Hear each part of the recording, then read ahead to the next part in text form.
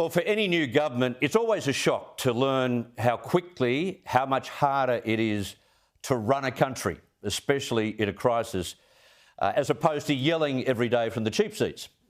And remember how Scott Morrison got everything wrong, right? The vaccine rollout was all wrong, the economic stimulus all wrong, the testing regimes and National Cabinet. Albo wanted to get rid of National Cabinet. But look at the lunacy of what we were told this week from the Treasurer and the Health Minister. Both men refused to extend the free RAT unit scheme for concession card holders, and the pandemic leave disaster payment had to end, despite the fact that we were heading for a new, higher spike next month.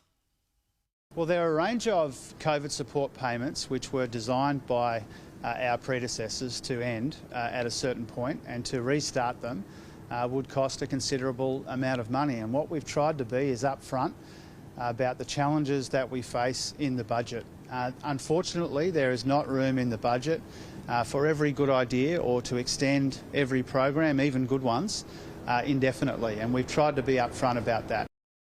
He said that on radio, in the newspapers, on television, over and over again all week.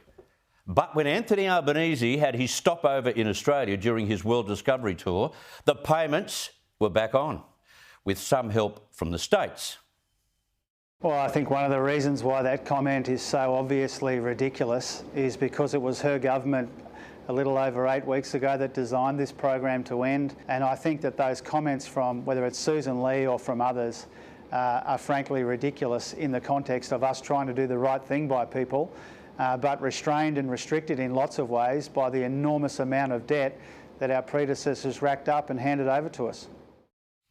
How can you attack the previous government for saying, oh, we wanted it to end at the end of June, when they had no idea at that time, when they made that decision, that we would face the spike we're about to face in August of this year? Come on. As if it's got anything to do with the previous government. So now they're in government, running a pandemic response. It's not as easy as it looks. So much so they've managed to make the Health Minister and the Treasurer look like dills. Albo looks like he enjoys changing his mind. Get set for more of that. Concession card holders, the most vulnerable, still can't get their free RATs back. And so they have to defend themselves. Work that out. I still can't work that out. And with 50-50 cost arrangements in place, the states get the rough end of the pineapple. That's what's happened.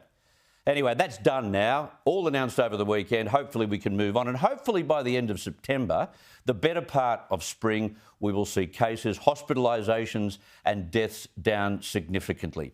However, I couldn't let Albo's return home go past us without highlighting how tough he does it when faced with answering the easiest of questions. Now, remember during the election campaign, Albo was the only politician in the country who didn't know what the record unemployment rate was or the inflation rate. And while he was jumping from nation to nation, tailed by the Australian media, he refused to discuss or answer questions on domestic issues. So he's been self-isolating from the media barrages for quite some time now, until yesterday.